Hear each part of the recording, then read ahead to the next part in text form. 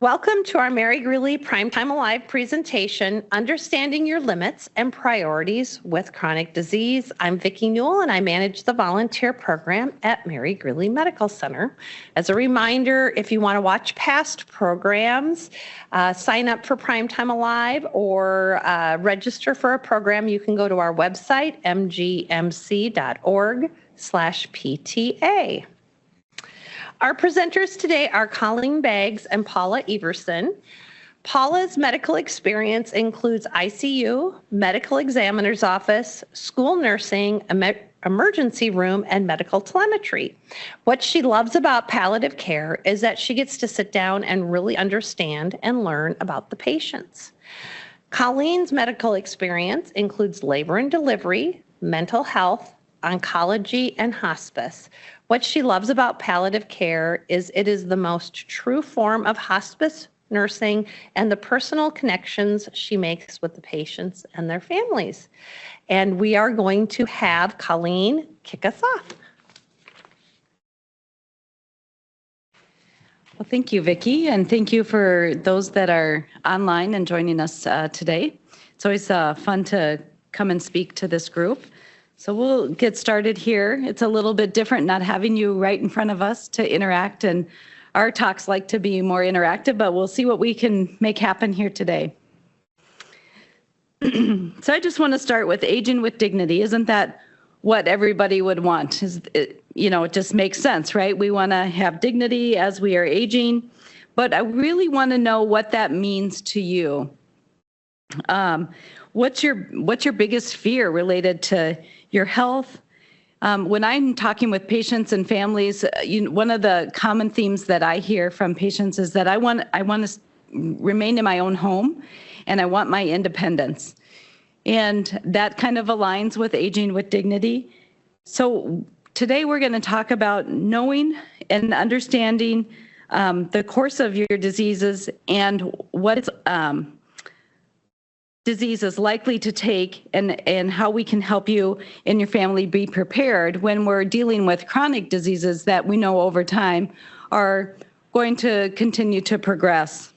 So let's face it, with aging comes challenges and comes a form of oftentimes chronic diseases where our heart muscles get weaker, our joints get stiffer. And I've had someone say this to me before, and I like to share this wherever I am. It's not that we get old and stop moving, it's that we stop moving and then get old. So when we talk about aging with dignity, and we'll talk about some things that we can do to help ourselves, you're going to hear us talk a little bit about physical activity with that. So we'll just jump right into what are the top 10 common chronic conditions in adults for over 65. And this was from the CDC, and it was published in 24. And so you can see the very top one is hypertension or blood pressure. And when we have blood pressure, high blood pressure, it can cause us to have serious complications by damaging the blood vessels and vital organs over time, leading to higher risk of heart attack, stroke, and heart failure, and other consequences, including kidney damage and vision loss. And so when people talk about not being compliant with medications, sometimes this medication is one of those that we really need you to stay on top of and make sure that you're checking your blood pressure often and making sure that you're compliant with those medications. High cholesterol is the second one. And when we have high cholesterol, that can build up plaque in our arteries, a condition called atherosclerosis, which increases the risk of heart disease and heart attack and stroke and peripheral vascular diseases. But some of the things that we see most common here in the hospital are on that the next line, the chronic kidney disease, the heart failure, dementia, and chronic obstructive pulmonary disease. Those are some of the ones that cause or may lead to hospitalizations. So we'll talk a little bit about what chronic disease trajectory looks like. So trajectory is just a path that the disease is likely to take. So when you're in your primary care office and talking with them, your doctor's office, talking with them, and they might mention that you have, chronic heart disease or heart failure. Ask them what that trajectory looks like, or they should be explaining that to you at least. So when we look at 6 out of 10 Americans live with at least one chronic disease, I would, if you were sitting here in front of me, I'd ask you what your chronic diseases are if you were willing to share. Chronic diseases like diabetes, heart disease, the stroke, cancers have been and continue to be some of the major causes of the worldwide mortality and morbidity in our country. Most preventable chronic diseases can be modified by addressing 4 major risk factors. And those are physical activity, poor nutrition, tobacco use, and excessive alcohol. So we don't get old, again, we don't get old and stop moving, we stop moving and get old. But when we talk about those social determinants of health, that bullet point number 2, chronic disease risk increases with age and is impacted by various modifiable lifestyle factors and social determinants. Social determinants of health are things like our education level, our socioeconomic stability, cigarette smoking, excessive alcohol use, access to health care and quality health care, the neighborhoods in which we live in, the built-in environment, nutrition, and activity. When you think about chronic disease makes up 8 of the 10 leading causes of death in the United States, this is what that looks like. So the leading cause of death in the United States is heart disease. And there's some of those things that we talked about: physical health, limiting alcohol, limiting smoking. Those are things that we can change to improve our heart disease. I'm going to let you just look at this for a second. So that elephant in the room says, I'm right here in the room and no one even acknowledges me. So it refers to the obvious yet uncomfortable topic that none of us are mortal and that people avoid discussing. The avoidance stems from the social taboos like fear and general discomfort with the subject, which can leave people feeling isolated, unprepared, and unable to process loss. So acknowledging this elephant through conversations can lead to more peace, clarity, support, both in the end of life planning and the processing of grief. So when we talk about that elephant in the room, we really want to talk about, we know that all of us will come a point when the disease that we are treating and the treatments that we're receiving maybe become more of a burden than a benefit, and that we need to shift our focus to end of life, where our chronic diseases will lead us to. And so talking about end of life is something that we encourage you to do, and just to make it something normal. Now, Paula and I talk about it every day, and I have to remind myself when I'm not here that not everyone talks about death every day like we do, and so that it makes people uncomfortable, and we recognize that. I think I'm going to let Paula come up and talk about our quality versus quantity.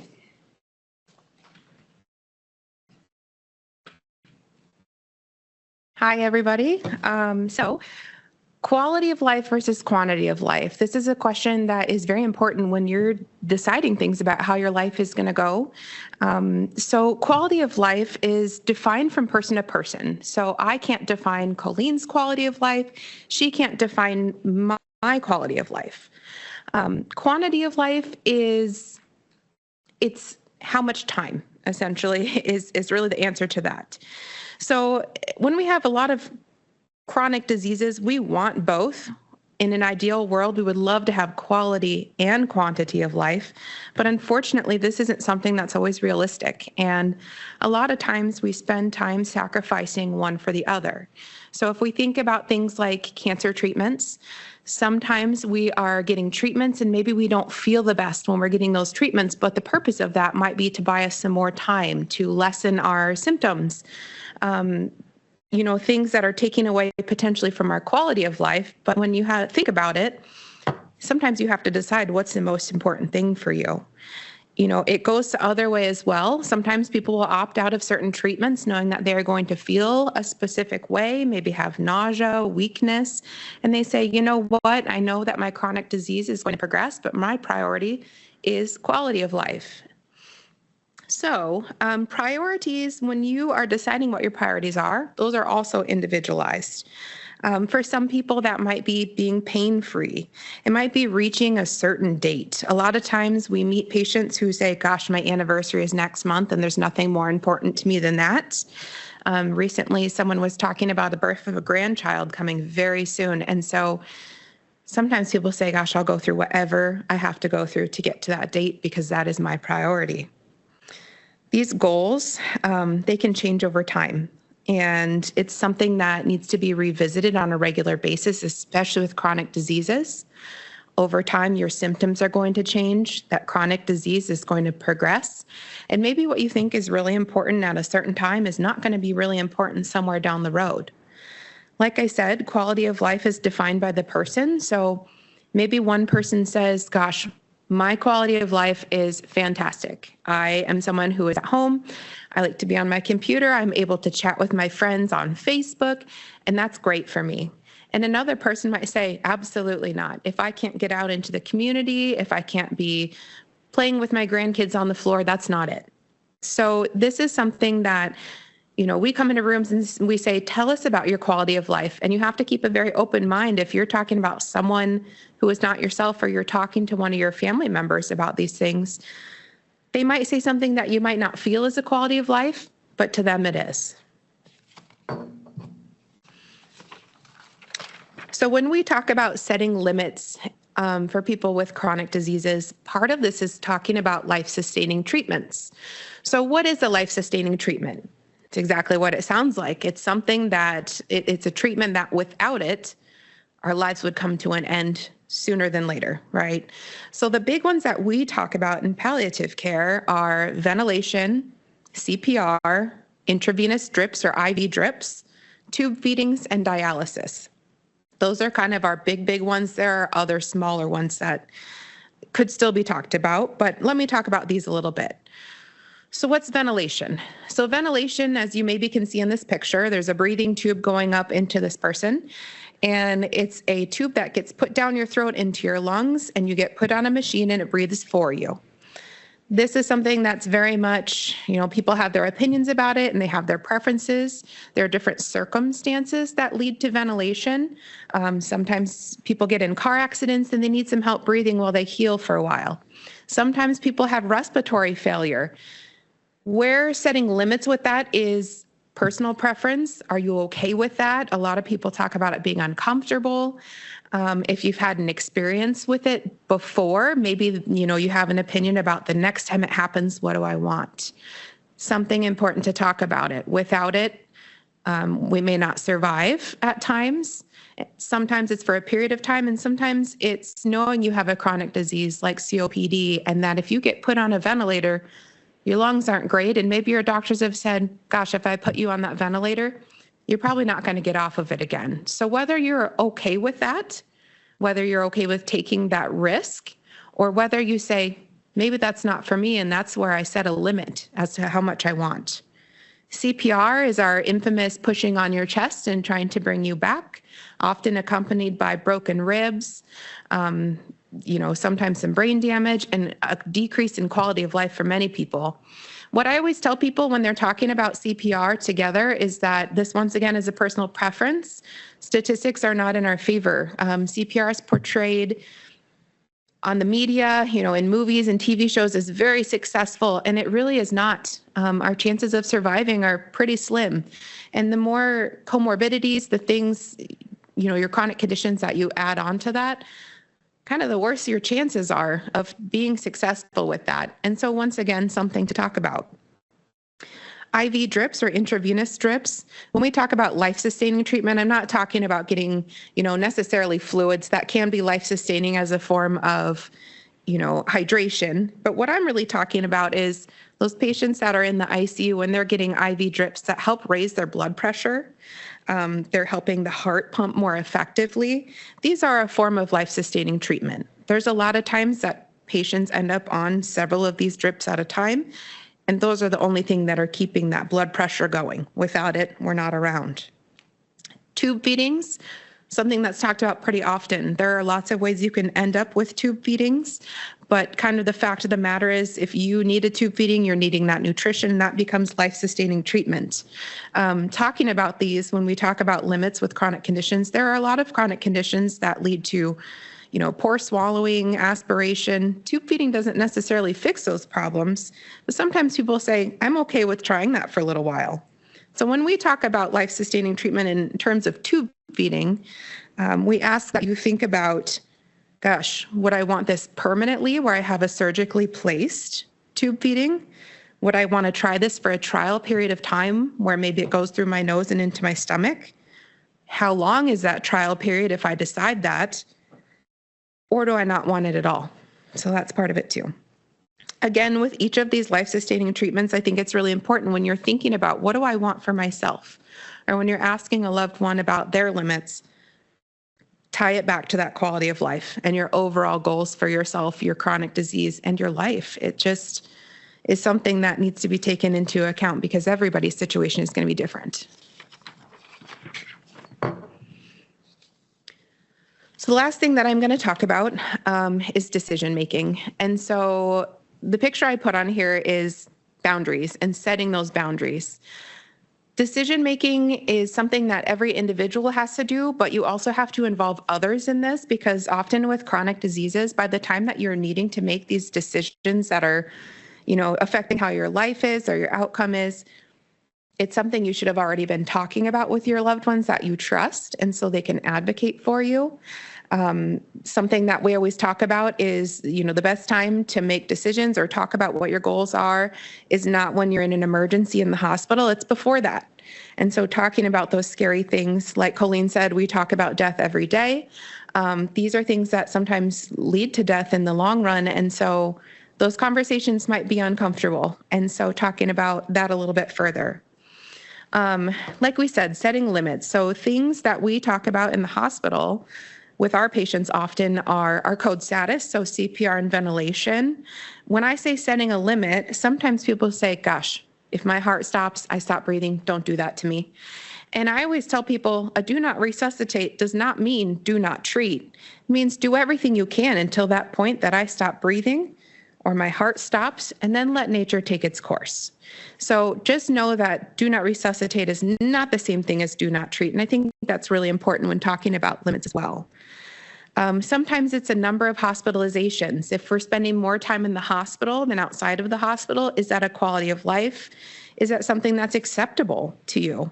And then those life-sustaining treatments.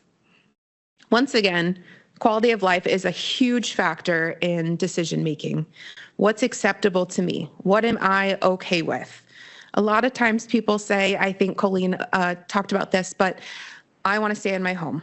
And so sometimes people will say, gosh, if I have to go to a nursing home, that's not a quality of life for me. That's not something I envision for myself. And so kind of setting limits in regards to that, but also being realistic and knowing that, sometimes you might need help in your home and what are you okay with that and who's your support?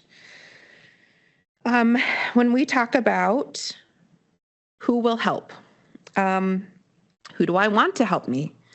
So this kind of ties into advanced care planning and the people that you're going to have these conversations with about your chronic disease. Obviously, you want your provider to help you with information about your chronic disease, trajectory, things that might come up in the future, and they're going to know you really well in terms of your health, how things are progressing, and what you looked like the last time they saw you. As changes go on, they can help guide you a little bit. Sometimes it's deciding if I can't answer for myself, who's going to make those decisions for me?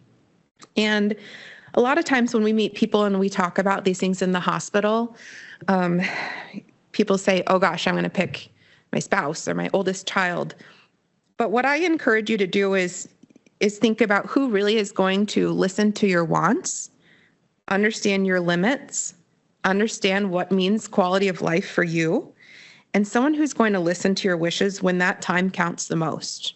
A lot of times when we're making decisions for other people, it's a very, very stressful time. Somebody who's level-headed and is going to remember, gosh, mom said, please don't ever do that to me. That's not something that I want, even if that means now we're talking about end of life. Documentation. So documentation for decision making is something that is just really important. A lot of people, when I meet them, will say, I'm not ready for a power of attorney. I'm not that old. I don't have that much going on. I think I won't need it for a while. You don't know till you know. I have a power of attorney. I'm 33. It's just documentation, and what they can do is different things. So I'll go through kind of our three big ones. Living wills, those are a statement, and it talks about if something happens to me that's incurable and irreversible, please don't do anything to prolong the dying process. And so that kind of guides, gosh, if something's going really bad, please don't push me above and beyond what is reasonable to treat somebody with. A power of attorney or medical power of attorney is something that's really important for whoever is the most clear on your wishes, your limits, your quality of life. This is where you decide, gosh, my second son is the one who's going to be the best person to advocate for me. They're going to be the best person to make my decisions. And this is putting it in writing. Once you do something like a power of attorney, making sure that you are giving it to your healthcare providers, the hospital, and then the people that are named on it, and keeping it in a safe place so that if anything ever comes up, we know exactly who we call and who is going to be a representative of your wishes. The last one is something that me and Colleen have been working on a little bit. It's called 5 Wishes. Similar to a power of attorney, it does have that in the beginning of it, so establishing who makes your decisions for you, but also talking about what your wants are. What it really does is it's several pages long, and it gives you an opportunity to go through different scenarios and what you would want or what you wouldn't want, whether that's end of life, whether that's on the way there, what you want your family to know. And what I always say is it is a great way to start a conversation about your quality of life, your limits, and your boundaries. So maybe you read through these questions with your family members and it sprouts more conversation. You started talking about one thing and now they're saying, gosh, well, what would you think about this? So these are things that are super important to get into place. What I will kind of wrap up with is that talking about your limits and your priorities with chronic disease it's scary. We meet people every day who are hesitant to talk about these things. It's difficult to talk about the future when you know something is going to get maybe harder. And so while it feels hard, I think the best thing for you to have your wishes and your limits respected is talking to those that you love about it. You don't have to talk about it forever. You can set aside 15 minutes in a family visit and say, hey, I really want to talk about this just in case something ever happens. Not only is it great for you, making sure your wishes happen the way that you hope, but also making sure that your family has guidance. There is nothing worse I've experienced than families that are dealing with a really hard situation for someone with chronic disease. And you ask them, well, what do they want? And they say, we've never talked about it. So it's a way to ease your own anxiety about the future, your family's anxiety about the future, and really prioritize yourself. One last thing, if you ever, heaven forbid, end up in this hospital and you need some help talking about advanced care planning, if you need help talking about your chronic disease or you want to know more about your chronic disease and where it might go, please don't hesitate to ask for me and Colleen. That's what we're here for. We're happy to talk to you. And even if it's talking to your family about it because you've never had the chance to talk about it or you're nervous about it, we're happy to facilitate that conversation and help guide you along the way. Thanks. Okay. As of right now, there weren't any questions, but Tim's monitoring. I have maybe a comment and a question. So is Mary Greeley unique that they have palliative care here? You said if you ever find yourself here, you can visit with us, but some people might have a loved one in another state or another city here in Iowa. Is this a resource you think they'd be able to find? Yes. So if you are someone who does not live in this area, always you're welcome to reach out. Our contact information is here and we can connect you with someone if you're really not sure where to start. I think that's really important. There are a lot of places that have palliative care.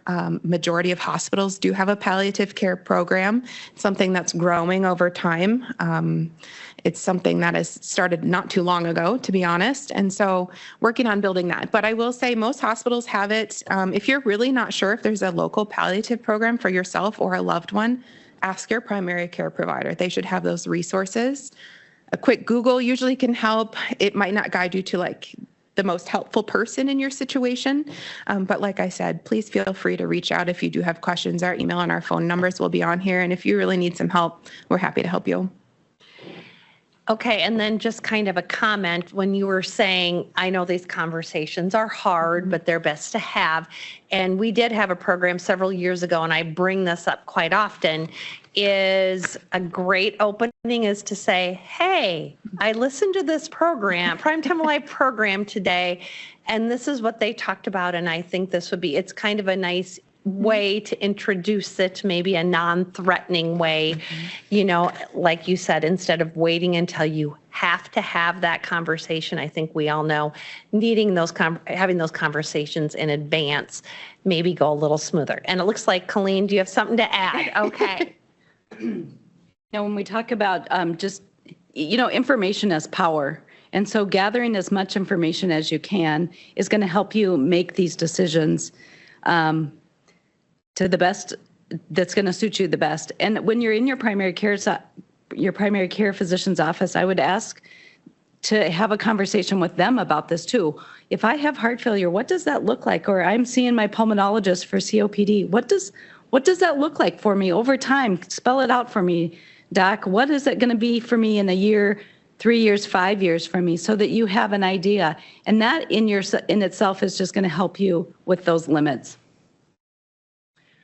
Okay, I'm going to check now, and I'll check again after I say a few other things. Tim, do we have any online questions yet? Yes, we have 2 online questions. Okay, go ahead. The first one is, what is the significance of a palliative performance score? I'm going to let you do that one. She's the expert. Yeah. So the question is, what is the significance of a palliative performance score? So when we are doing our assessment, we have a palliative performance score that we calculate, and we do that with the patient in the room. Sometimes it's a self-assessment, but it guides us and it tells us, it's kind of a predictor for where we are on that trajectory. Where do we think things are right now? And then it can give us a picture. We see them this time, they come in the hospital again, 3 months, 6 months later, where their performance scale is at that time. So it's just kind of a guide in terms of where they are on that trajectory. And it also is intended to predict mortality. And the second question is, do lawyers need to be involved for advance directives? Yeah, so the question was, do lawyers need to be involved for advance directives? You can do this paperwork with a lawyer. If you feel like you have a lot of questions about how exactly that's going to pan out and you have a lawyer that you work with, absolutely ask them questions. Sometimes they individualize advance directives to what you need. If you are just needing some paperwork to be done and you just want to make sure that you have something in writing, you don't necessarily need a lawyer. I mean, you technically can go online and pull this form off of the Iowa Bar website. It's in the For the Public section. I would suggest talking to someone who knows about it. So me and Colleen are very well versed in this. We help patients here when you check into the hospital. They say, do you have an advance directive? Are you interested in having one? We are those people that come talk about it. So you really can go either way. If you have someone who does it on a regular basis and they're happy to talk about it, fantastic. If you really have a lot of questions and you're worried about anything more with it, talk to a lawyer about it. It's really to your comfort level. Any others right now, Tim? Nope, that's it for now. Okay, I'll check one more time here. So thank you, Colleen and Paula. You guys always provide us with wonderful information.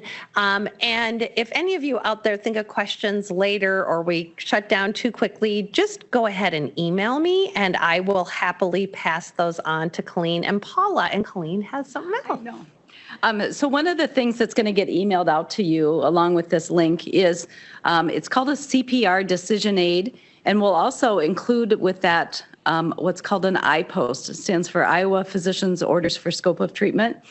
I think those two documents for you to review and talk with your primary care provider and also talk with your family are really helpful things. It's not uncommon for us to go into a room and talk to somebody that has 2 or more chronic conditions and they haven't thought about if they would want CPR or not. And so those decisions, it's hard to do that when you're not feeling well and you're in the hospital. It's easier to make those decisions outside of the hospital. So those will be included in the resources. Wonderful. And like Colleen was just saying, I will email out to everybody who registered for this program a link to this recording. So that might be something great to pass along to a family member if you want to start a conversation, as well as the handouts she spoke about. So thank you very much. Thank you for those of you who joined us online today. Want to let you know our upcoming programs. So you should be maybe the end of this week or beginning of next week, you'll receive in the mail our January through March programs. They are already out on our website for you to sign up. Want to let you know the first one is Wednesday, January 14th. This is one that we do a few times a year. It's the fall risk screening. That is great to identify if you're at an increased risk for fall, and if so, you will be given some interventions that may help you out. That's Wednesday, January 14th at 1 o'clock. In the information online and the mailing you'll receive, the only way to sign up for that is by calling and scheduling an appointment, and that is through Abby, who is with Iowa State University. This is a joint program between Mary Greeley and Iowa State, and she'll schedule a time for you down at the 60 Forward Center. Then Wednesday, January 28th at 2 p.m. will be at the 60 Forward program, and the program is Strategies for Forming Healthy Habits. And we will have Allison, and now I can't remember her last name.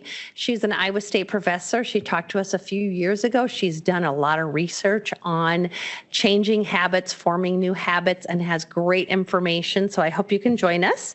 And then Wednesday, February 11th, kind of a similar related program on Your Healthcare, Your Say, Exploring Advanced Directives. So lots of opportunities for you coming up. Again, that's down at the 60 Forward Center as well.